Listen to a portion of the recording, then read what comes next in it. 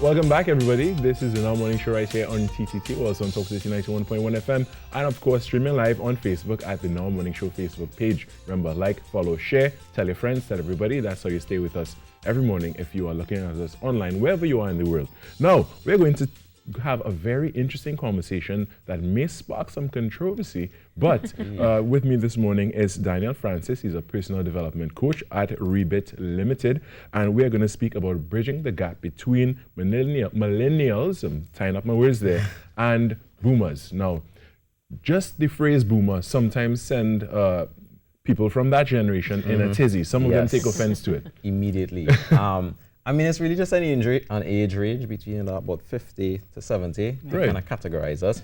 And why I specifically picked millennials and boomers is because we are that workforce that more or less works under the boomers. Right. And there's always this tension because we are trying to change things because we see that there's need for change. And of course, boomers will want certain things a certain way. Right. I think for those of us who don't necessarily familiarize ourselves with those terms, there's a need for distinction. So apart from the age difference, so basically generations apart, there is also the economic differences that they would have encountered, which is primarily what contributes for the big difference. Like, for instance, my parents, they got married at 25, they had 4 kids. While all this was happening, only my mom was working and she was able to supply for rental and to provide for all of us. There's no way that I could do that. There's no way, you barely can support yourself right now. Right. So yes, there's a stark difference in the economic climate that these two exist in, basically. Exactly. So, I mean, we basically live in silos where we only understand from our point of view. So it's very difficult for us to now bridge that gap to understand each other. For instance, I kind of threw it out to social media to find out, what are some of these stories that you've had when it comes to you trying to communicate to a boomer? And many times the first thing you hear is, well, back in my time. And then they proceed to give you stories about, things from an era that no longer exists. Yeah. Right, but it's usually to justify the sense of entitlement that they seem to think that millennials have, that things were much more difficult or much more challenging and they were able to survive or even succeed in a way that we, the millennials, are not doing so. Exactly. And it's also kind of, not to say discredit, but basically, if they're doing something one way for so long and you come and you try to make change, the phrase that once we hear it, we kind of turn off is, this is how it's always been done. Right. So why do we need to change? If it ain't broke, don't fix it. Yeah. Except we do need to fix it. Exactly. I mean, this is why certain companies have stopped existing because they have not been able to keep up with the times. And I'm sure there was somebody in the company who said, hey, let's do this, let's do that. And they said, well, this is how we've always done things. Why should we change anything? Well, at the same time, I want to play devil's advocate here because we are millennials and we would view it from a certain way, but there are probably some people from the baby boomer age generation that would be thinking to themselves as they watch this morning, but there are certain things we have done right and certain things that we are doing right and continue to do right. Absolutely. And, the younger generation need to, sign up or subscribe to some things that are in place that they have put in place. Yeah, definitely. I think, like I said, you need 2 hands to clap.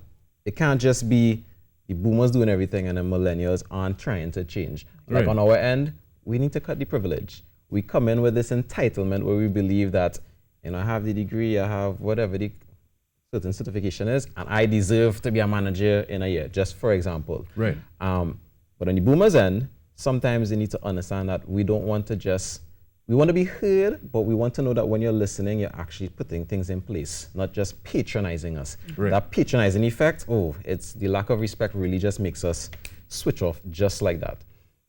Back on the millennial side, it's just that we also need to figure out what our why is. Because I feel as though we kind of wait for things to fall in our lap, say, oh, this is great, and then go along with it, but then realize, oh, this may not necessarily make me happy, but it's something that was there, so I will do it. And then the other side now with the boomers is that we are a different type of generation, a generation that they help raise, I've always heard different parents talking about, I wanted to provide something for my child that I did not have for myself. And they push that really, really hard. Yeah. But in doing that, it kind of nurtured the whole entitlement thing. But again, it comes on them understanding that since we are different, the way you must treat with us will be a little different. So when last I was talking about basically training millennials, you have to take a different style. Yes, you can train them on the job, but to be realistic, you have to train them holistically. Right. Because they will do the work there, but then for all you know, they're going home, they can't budget, they're not taking care of their mental health, Right. and they're bringing all those problems to the workplace. Right. Which is why self-care is a big thing now. Huge thing. Because So how do we bridge that gap then? How should they approach training a millennial? yeah, you have to think holistically. Yes, you do the on-the-job training, but do the training that comes with mental health. So teaching them about what they can do on that end when it comes to self-care, the personal development, not plugging myself, but basically how to manage themselves. And that goes into millennials because we need to learn how to be responsible for our actions. I feel as though we have this thing where we believe that we are not in control of our lives, but we don't understand that we are. Absolutely. Everything we do is our choice, and the consequences come from that, whether it be good or bad.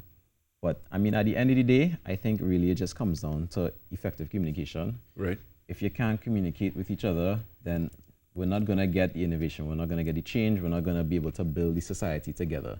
Because without that communication, there will just be turbulence with the shift between our ideas and a boomer's expertise and experience. What are the top 2 points you want to leave us with on this topic before we Top close? 2 for sure. 1, whether it be family, business, the best thing you can do is really just communicate well, listen to each other, and then get your point across and not try to be as emotional.